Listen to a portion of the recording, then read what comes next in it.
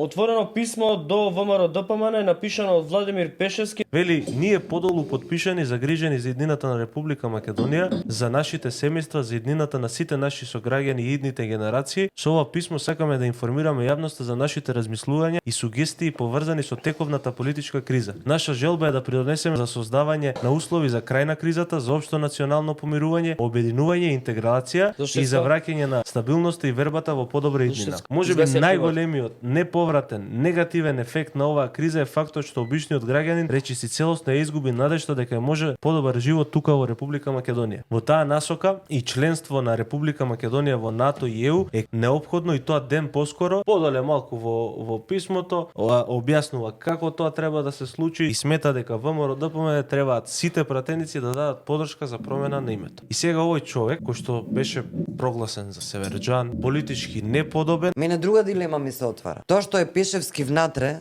советник, дали имаме некои други промени што треба да ги правиме? Освен економските, освен личните и така натаму. Пошто е докажан дека може да прави, да собере, да апелира по однос на круцијални прашања што се однесуваат по Македонија.